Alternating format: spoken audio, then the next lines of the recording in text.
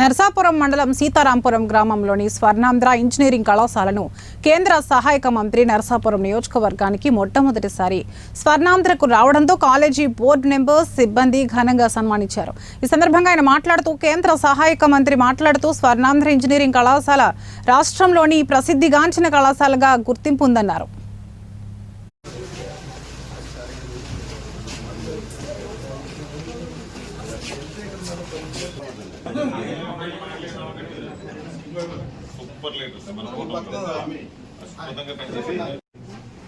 అందరికీ నమస్కారం.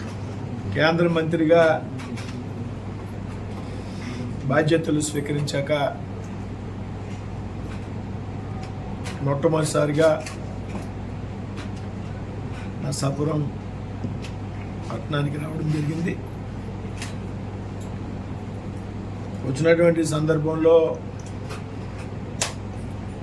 ఏదైతే ప్రసిద్ధిగాంచినటువంటి విద్యా సంస్థలు ఉన్నాయో స్వర్ణాంధ్ర ఎడ్యుకేషనల్ ఇన్స్టిట్యూషన్ని, కాలేజ్ ఆఫ్ ఇంజనీరింగ్ అండ్ టెక్నాలజీని సందర్శించడం జరిగింది. దాదాపు 10,000 మంది విద్యార్థులతో ఈ ప్రాంతంలో విద్యార్థుల యొక్క అవసరాలని తీరుస్తున్నటువంటి ప్రముఖ విద్యా సంస్థ Swarnandhra institute of engineering and technology. ఇందులో ఇంజనీరింగ్తో పాటు MBA, MCA, అలాగే ఈ సంవత్సరం BBM, BCA కోర్సులు కూడా తీసుకురావడం జరుగుతుంది.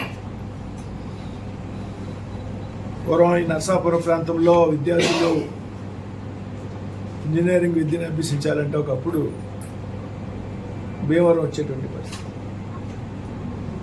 అటువంటి పరిస్థితుల నుండి స్వర్ణాంధ్ర యాజమాన్యం ఏదైతే ఉందో ఈ ప్రాంతంలో విద్యా సంస్థలు నెలకొల్పడంతో పాటు పెద్ద ఎత్తున అభివృద్ధిపరిచి రాష్ట్రంలో అనేక ఇన్స్టిట్యూషన్స్కి పోటీగా ఈ సంస్థ నిర్వహించడం జరుగుతుంది. అందుకు ముందుగా యాజమాన్యాన్ని అభినందిస్తూ రాబోయేటువంటి రోజు